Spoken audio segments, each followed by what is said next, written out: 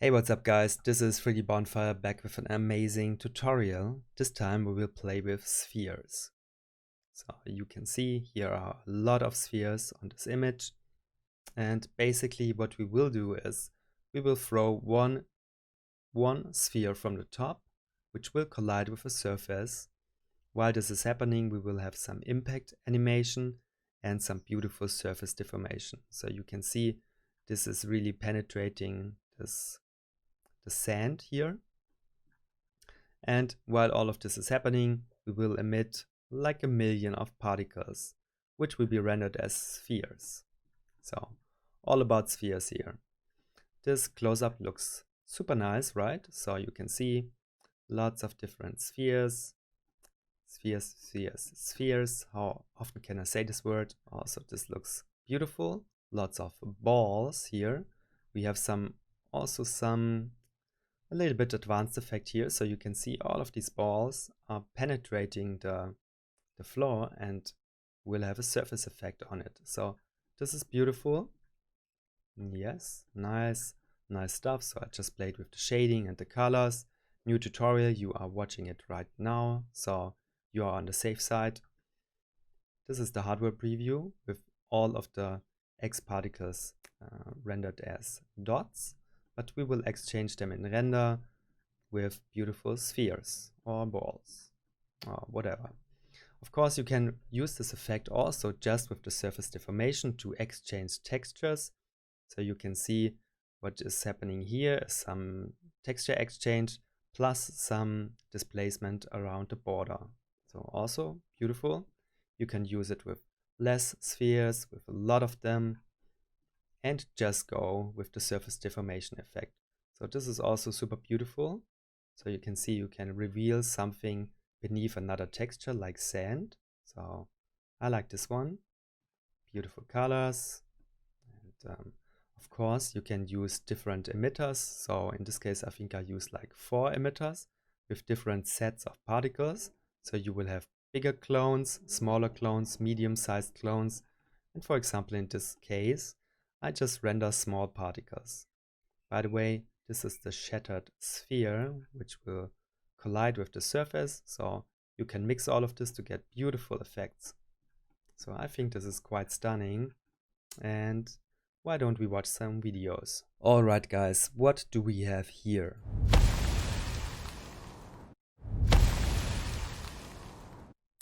Alright, we have a beautiful animation with beautiful sound. Sound is by Studios in Graz. They helped me with this one. Maybe we just play it without sound from now on. So what we will achieve here, we throw a ball from the top, it will collide with the surface, we have a beautiful surface deformation and a shock wave, and while all of this is happening, we will emit from different emitters, I would say like 1,000,000 of clones.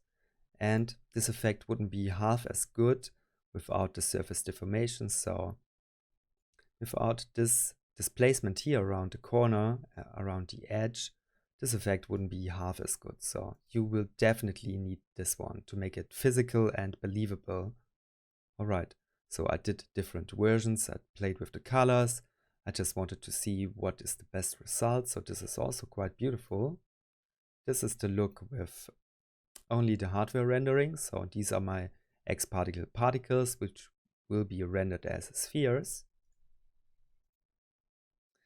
Here I changed it more into a moon scenery with different colors.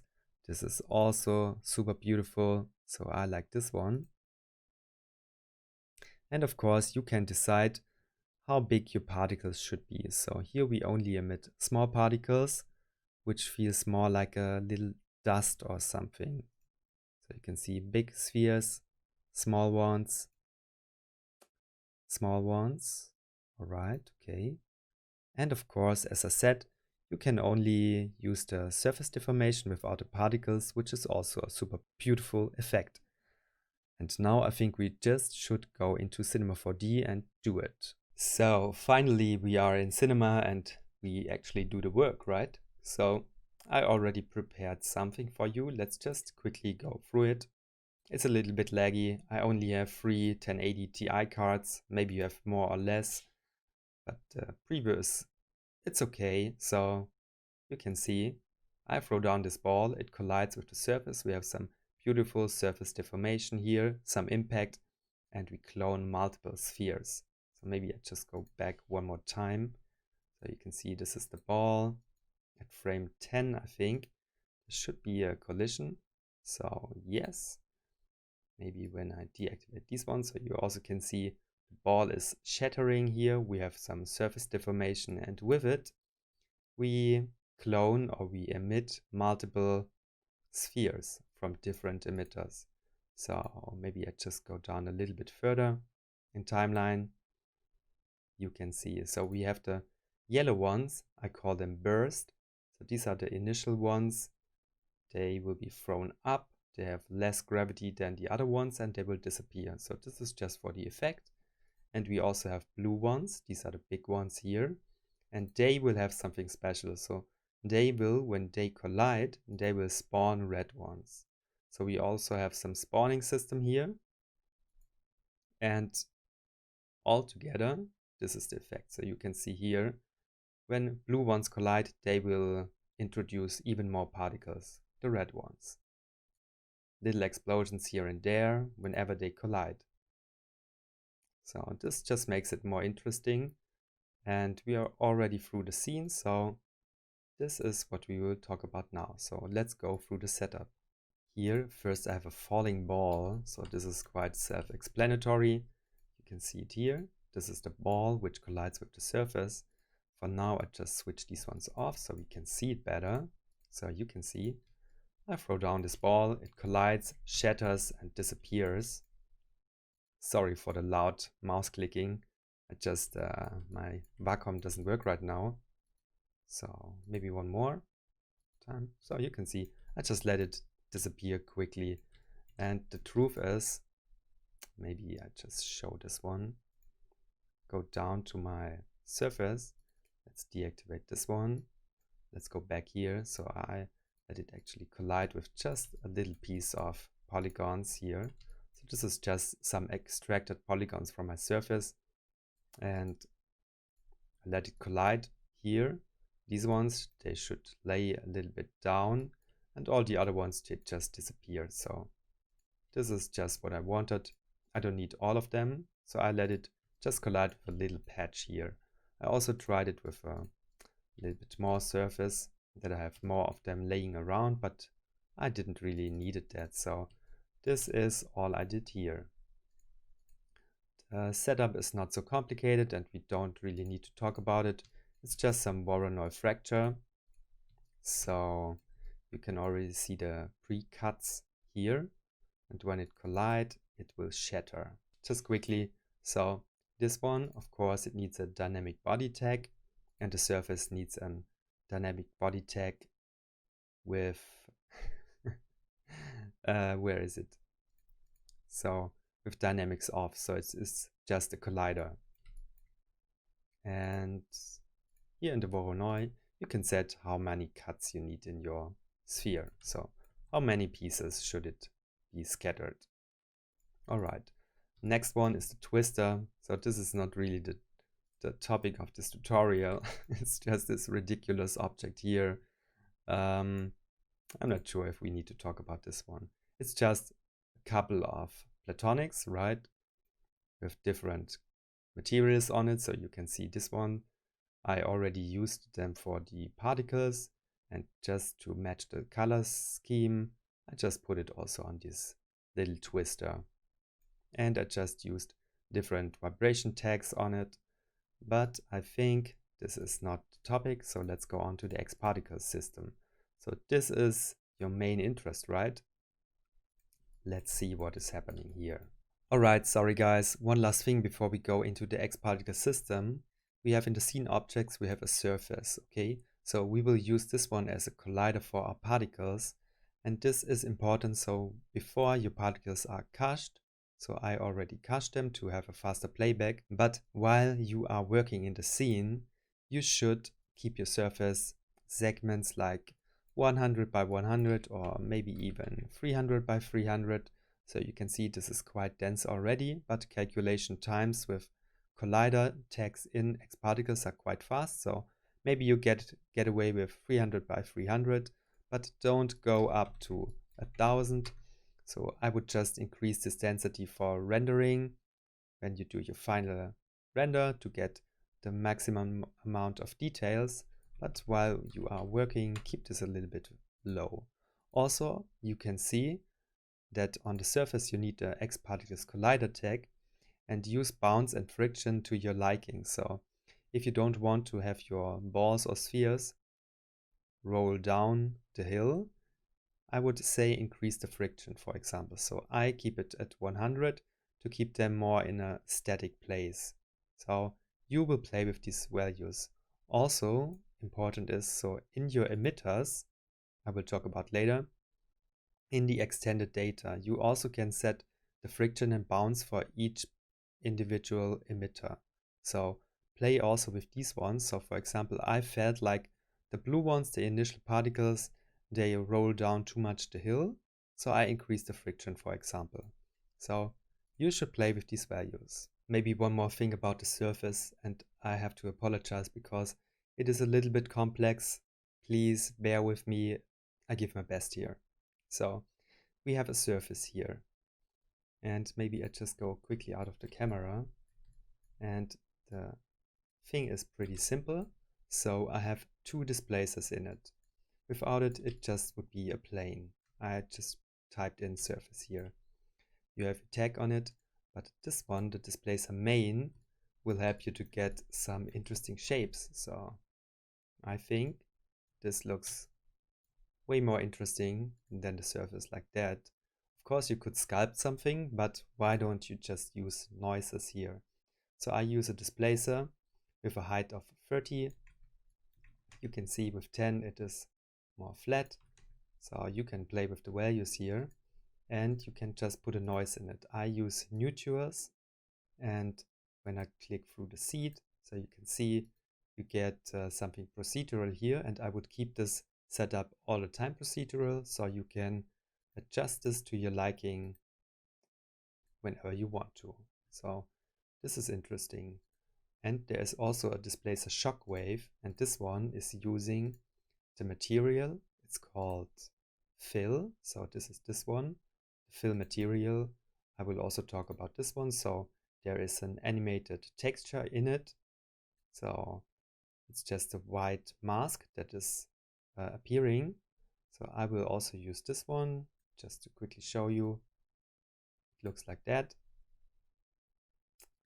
And we will use this one with a displacer shockwave here to get this additional displacement. So I use a black and white mask or a texture to get this, this surface deformation. And inside of it, of course, you set it to minus.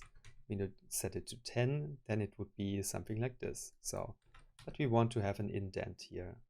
All right, so these are the secrets behind the surface. And now I think it's really time to go into the system. All right, this could be interesting. The X particle system, I just open it here and give me a little preview. So you can see I have different emitters. Maybe we just start with the burst one, with the yellow one, isolate it. So you can see this is going up. Just go out of the camera. So we have some of them will go up, then fall down and disappear. So we have some power here. This is cool. One more look. This is how it goes. All right. So I just need to think about this one. So we have an emitter. We have different modifiers for this one. So I just increase the space here. So I have a lot of modifiers, but not all of them are working for all the emitters, right? So you can see this one, for example, the modifiers I exclude the particle-to-particle collision. This is an object we have, let's see, in the dynamics. So particle-to-particle collision is a little bit calculating intensive. So when you do it for 1,000 or 100,000 of particles here, this should slow down your simulation quite heavily. Or maybe not so much, but you don't really need it for these little particles. So I just deactivated it. So I don't need this one, and I don't want the general gravity, which works for the other particle systems. But for this one, you can see I have a special one. It's called gravity burst. So this one includes the normal gravity and the particle-to-particle collisions, but it has all the other effects active. So it also uses the kill, the scale, it uses the gravity burst and the turbulence. All right, so the special thing here with the gravity burst is we want these particles to go up higher than the other ones and fall down. The other particle systems, they more or less will stay on the ground. But here we want to have some initial burst, some energy, throwing them up and disappear. This is why I have a special gravity burst object here. And the trick here is, so you can play with the gravity strength. I put it to 1500, and this will just be how fast, how strong the gravity is affecting your particles. When you put it to 10,000, I don't think they will raise up that high, so they will just go whoops and go down. This one, you just have to play with it. The interesting thing here is, what makes it special is the mapping, all right? So the gravity strength will increase over time. So we have a maximum age here of 40 frames, and since I only use the space up till here, so like 0.3, I think this is more like 13 frames or something when you have all power of the gravity. So we start with 0 gravity, but really soon it will go to a full power effect and will put the particles back down. So this is actually what will throw them up. The gravity strength is rising and will put them back down. So you can play with the parameters here together with this one to get this effect. So this is super helpful here. Of course, I have some turbulence, so you just play with this one. These are quite generic and standard. I'm not even sure if we need the turbulence at all, but it just gives me the feeling of I have something special here, some turbulence that is mixing it up. All right, we also have a scale effect, and this one is saying, okay, what is happening here? So change value over time. All right, over time we change this one and we change the radius minus 0.1. So do we have a mapping? No, we don't. So we start with a particle radius of 1, but since, so I will also talk about this one, they are all in groups. This one is in the burst group, and I think the radius here will override the radius in your emitter. So I have this one at 1, but the real radius of it would be 1.7 with a variation of 0.25. Okay, so we subtract this radius and put it down to 0 with the scale effect. And this is happening here, so you can see all of this radius will go down to 0 with a variation. And yes, so before they will disappear, they will scale down to 0. And that is just a more beautiful effect than just let them disappear. So if you want to have that professional look, use the scale effector.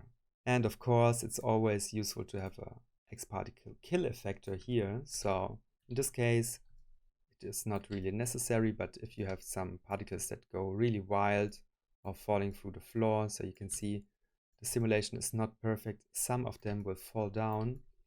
You can, just to make calculation times faster, put a container around your scene, let them just kill your particles, so simulation is faster.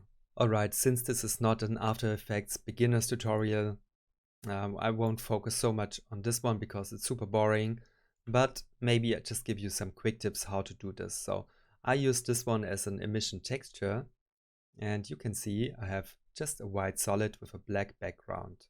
Alright, I use turbulent displacement twice and a radial blur. So without it, you can see it looks like this. It's just a mask with some keyframes, but you can make this way simpler. So I just animated my points here. So I just have some keyframe animations here. I also use the feathering, so you will get some smooth edges, some nice fading around the border, and I use mask expansion to basically blow it up. So you can see when I go here and set a keyframe, you can fill it with color. So use these parameters to make your explosion. And you can also see with the turbulent displacement, it's just really basic here. So I put this one on it and I use the second one to get finer details. Check my settings. So these are the settings, and I use a radial blur. Let's see if this is even doing something. Yeah, just a little blur effect here. So this is not really important. So you can see this is quite simple to make, and I would encourage you just to play with it and come up with your own emission texture. Okay, the interesting thing about the emission type is here we emit from the texture. And so in that case, it's not so obvious what is really happening here. So we just go to our surface and reveal one of these textures. And it is my texture called fill. It's this one. It's a black and white texture with a burst on it. So you can see this one, which looks already quite cool. This is my spreading or my surface deformation, or where I want to emit particles. So we will use a texture here. And basically, this is just in the luminance channel. It's an animated texture with 150 frames, but I also could put it down to 70 frames. So yeah, you need some animated texture here, preferably in black and white. So white is where stuff will happen, black is nothing. So let's go back to our emitter. So you can see this matches exactly our texture. This is super helpful to be precise and have some individual effects. So I emit from the texture. Then you just go to the texture tag. You drag your texture into it, your material. So drag this one here and set your to emit channel to luminance, because we have it in the luminance channel. If you put it in color, you just tick the color checkbox. So this is quite simple, but the effect is amazing. In the emission, you set your birth rate to how many particles you want. I put it to 300,000, but you can go with 1,000,000 or something. This is not so render intensive. So yeah, just go crazy here. Oops, did I change it? All right, so the lifespan, I set it to 100 and variation of 10, but these values are not so important since we use a scale effector, which will scale them down before they really disappear with their lifespan. So this one, not so important. And we start our emission at frame 10. This is where our collision is happening and when our texture will be triggered. So you can see it starts at frame 10. So just to be on the safe side, I also put this one to 10. And I think this is all that I could say about the burst emitter. Maybe just go to the display so you can see you can change your icon color to yellow, use a yellow material, use a yellow group, just to have a good overview over your scene. You also can see in the groups, I put this one, so I create and add a group, I call it burst. So this one is in the groups burst. This is just for your general overview over the scene. It will help you to stay organized. And in the group settings for the group, you can set the radius of your particle. So I think this one will override the values in here. This radius will be overwritten by this one. You can see I put it to 1.7 and a little bit variation. I think speed is not so important here. So this is everything I can talk about the emitter burst. Let's go on to the next ones. Alright guys, just a super quick intermission. So you are watching Play with Spheres Like a Pro Part 1, but Part 2, so you can see it here, will be Patreon exclusive. So If you become a patron of 3D Bonfire, you will get, where is it? You will get exclusive bonus tutorials for my Patreons. So if you want to see part 2, this would be the right place for you. Also, you will help me to do better and even more YouTube tutorials and also Patreon tutorials. So yeah, by supporting me, yeah, you do me and yourself also a favor. Also, you will get access to my tutorial scene files, selected ones. So this is also an opportunity to learn. And here are just some examples from my Patreon. So here is like the Liquid Donut Patreon bonus 2 lesson, or for example the Patreon 1 lesson for Liquid Donuts. Also I talk about future training, so if you think Dark Pokeball Thunderbolt training is the right training for you, this would be the place to be, right? So this is a future tutorial idea of mine. Also in part 2 we will talk about procedural ways to do texturing like this one. So to do something like a Voronoi pattern or something like stripes, even do it with displacement, so this looks quite stunning, right? Also to do simple ones like a basic checkerboard or something like this one. So to do this kind of texturing, this will be part of part 2. Also, I will show you the scene file, how to exchange textures here, do it with the correct displacement. So this one has a different displacement than this texture. So this is like a little bit a pro technique, but I will show you how to do it. You can also see it here. So exchanging textures, this is quite interesting. And of course, you will get one of my scene files. So I'm not sure which one it will be, but of course they are all quite similar. And yes, so you will get scene files too. So enough. Let's continue with part 1. And this is just something for part 2. So see you. All right, blue emitter. This one is called Emitter Initial. And just let me see what is happening here. So you can see the ball is colliding and is generating like 200 of these blue ones. You can see in the modifier this time I deselected some of them. So I exclude the gravity burst, which is an exclusive gravity modifier for the burst emitter. So that's why in this one I excluded the normal gravity, but in this one I exclude the burst emitter gravity. So yeah, this is self-explanatory, not too complex. And I also exclude the scale effect. So I don't want to scale them down over time. They should just stay in their size. So this is happening here. So this is simple. It also uses the same turbulence. It also uses a gravity, which is quite generic, so nothing special here. And it will also use the scale, the kill modifier around the scene. If some of these particles will fall down, they will be eliminated.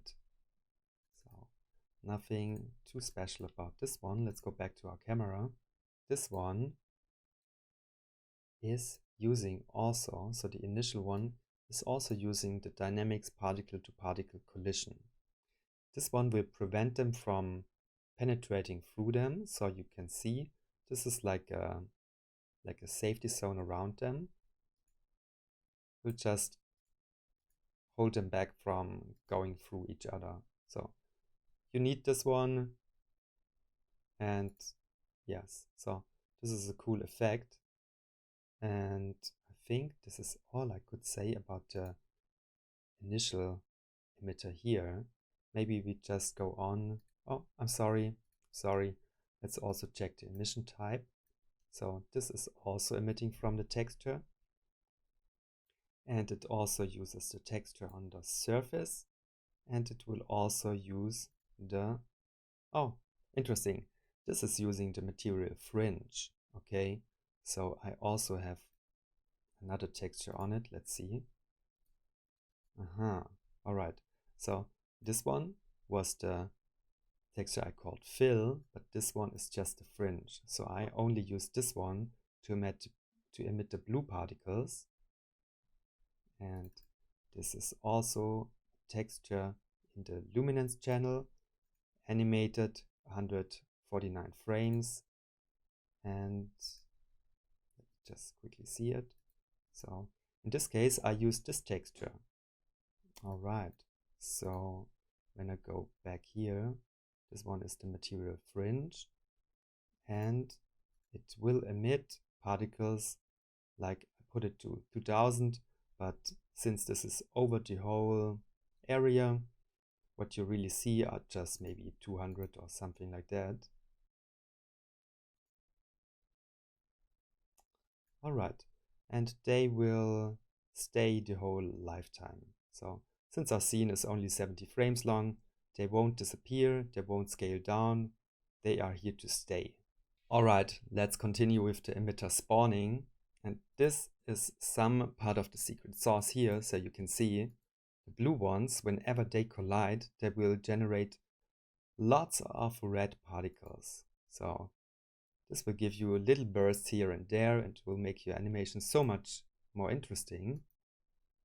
Really love the look of this one. Maybe just render one frame, give it some time. My Octane license is not the newest one, and my graphic cards neither. Alright, there it is. So this is beautiful. And what can I say about this emitter? So this is something special. This emitter is emission mode controlled only. So you can see the other ones are emission mode rate, controlled only. So this is something special. And the secret behind it is, when you use your particle-to-particle collision dynamic effect, you can also use a spawning emitter. So this is what I do here. If you put this effect into your objects, you will have nothing here, but you can click on create, and then you will have an emitter, and you can call it spawning.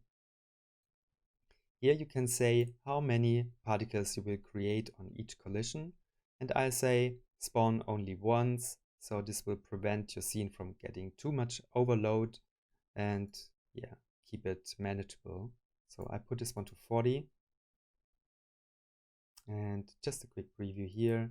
So this is beautiful, and these are enough particles for me. Also the spawning, let's see in the modifiers. So of course we deactivate the gravity burst, since we don't want to have them going up and down. We just use our general gravity on these ones. And we exclude the scale, because we want to have them permanent in our scene, so they shouldn't scale down or disappear. They are here also to stay. And this is the effect you get with these particles. So we have 3 emitters, and maybe one more tip here. So they all go to their group. So I create a group and call it spawning, create a group, call it burst, one for initial. So I have 3 groups here. This is just for the overview, and I think this was necessary also to go to my particle-to-particle collisions and groups affected. I just said this one only affects the group spawning.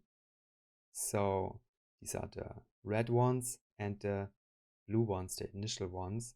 So only they will have particle-to-particle collision and not the burst ones. This one just helped me to prevent to have the effect also on the yellow ones, on the burst emitter. Don't know why. This was just necessary to keep calculations, not to go also on burst particles. So all in all, this scene is not so complex, but you can get really crazy effects with it. So I really like this one. And maybe we just continue here to go into the rendering part. So see you next with the particles and how to get them into your Octane viewer. Alright, so you want to render your particles with Octane. The simple way would be to go to your emitters, put an Octane object tag on it, and then activate particle rendering and set it to geometry. Here you can put particles in. So what I mean, you can put geometry in, like spheres, for example. So you can see, I don't know why this is so small right now. So I have initial particle 2,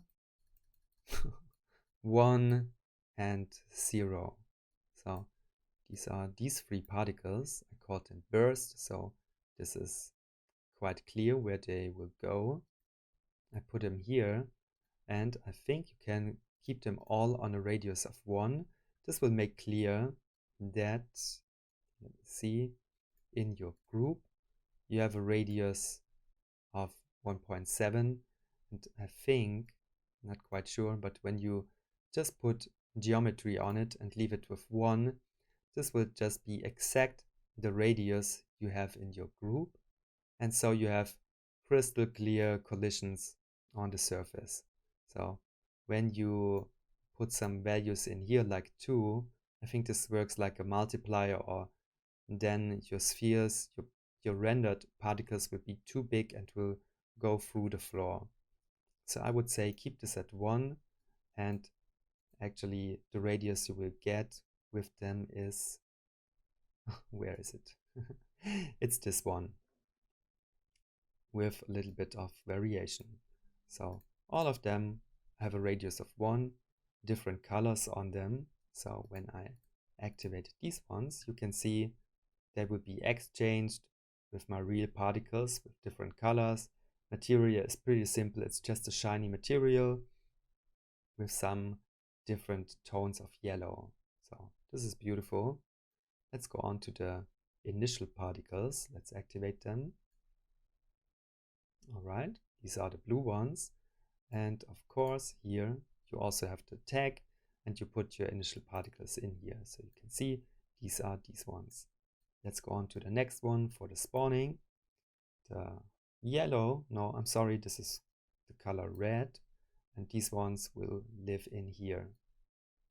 So super simple, and this is all that I can say about particle rendering.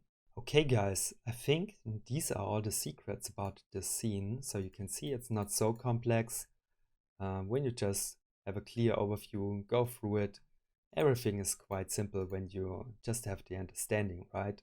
So I hope I explained this to you in a way that you grasp all the details and can work with this one. Super amazing technique, please play with it and have fun. Alright guys, thank you so much for watching my YouTube training part 1 of becoming a Spheres Pro.